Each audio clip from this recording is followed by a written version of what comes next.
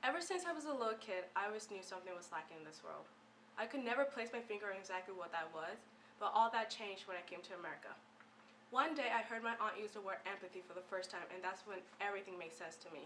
Because just labeling people as evil whenever they cause harm unto others like rape, abuse, and murder was enough. Yes, evil people do exist, but what exactly makes them evil? So when I heard the word empathy, I started digging into its history and the science behind that. Before I explain how empathy is lacking in society, we must first differentiate it from words that I use synonymously for it. Empathy is the ability to understand individual situation, whether that is cognitively, emotionally, and physically. But this word is typically confused with three other words: pity, sympathy, and compassion. Pity is the feeling of discomfort at the distress of one or more sentient beings, and often has paternalistic and condescending overtones. And sympathy is a feeling of care and concern for someone, often someone close to us, and accompanied by a wish to see him better off or happier. And compassion is associated with an active desire to alleviate the suffering of his object. Compassion is the number one word that is confused with empathy. Now that the confusion is out of the way, hopefully you don't start using these words for empathy. A century ago, English psychologists believed empathy meant animation, play, aesthetic sympathy, and semblance. The word derives from the German word Empathisch, which literal translation is filling in. So people in the early 1900s thought to have empathy was to embody an object or project one's own image onto the world, aka kinesthetic empathy. And as an example, artists wanted their viewers to embody the weight of a movement of an abstract dance.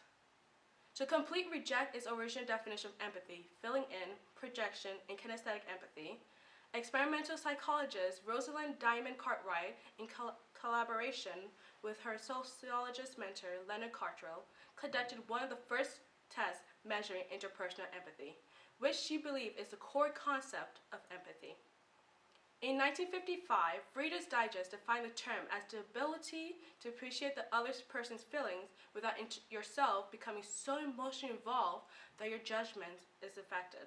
In the 1990s, when trying to properly understand empathy, neuroscientists studied monkeys and discovered mirror neuron cells in the animals' brains that fire not only when monkeys move, but also when they saw a monkey do the same movement. This study has been extended to humans and has opened the doors to so many empathetic studies.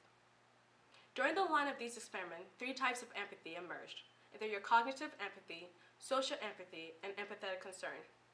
Cognitive empathy, which is also known as a perspective talking, is a largely conscious drive to recognize accurately and understand another's emotional state. And sadly, this is the type of empathy people use to manipulate others. Social empathy, aka affective empathy, is a type of empathy that is typically practiced in society. It's the ability to more deeply understand people by seeing or experiencing the life situations, and as a result, gain insight in structure inequalities and disparities. And your last type of empathy, empathetic concern, aka compassionate empathy, refers to other-oriented emotions elicited by and congruent with the perceived welfare of someone in need. With these type of empathies, two types of people practice them: either your egoistic and altruistic people. An altruistic person is motivated by the desire to increase another's welfare, and the egoistic person is motivated to increase their own welfare.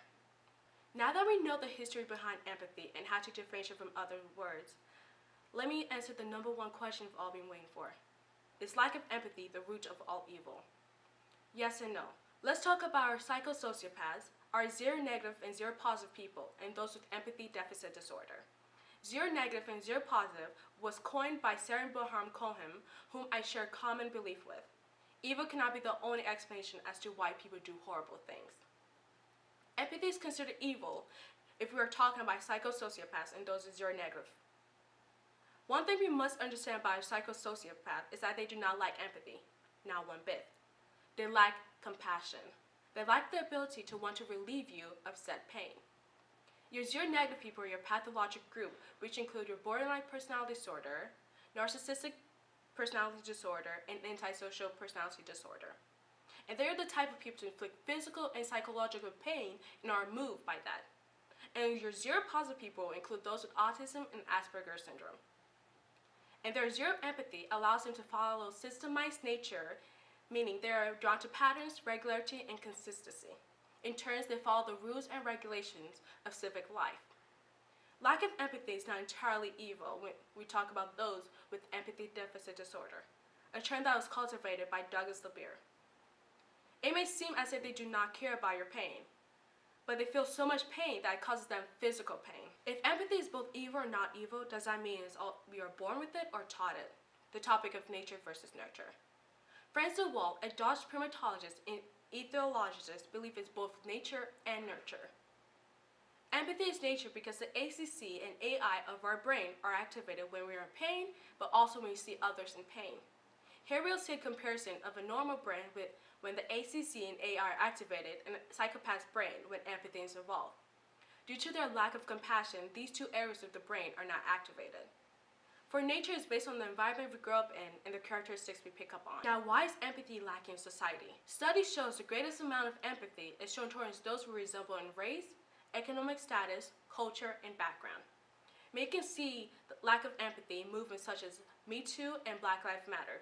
Instead of empathizing with the pain of victims of sexual harassment face and have to care for years the emotional and mental turmoil, people are quick to label them as liars and question the time they've waited to come out. And people try to minimize their experience by saying, who hasn't had their butt fondled with?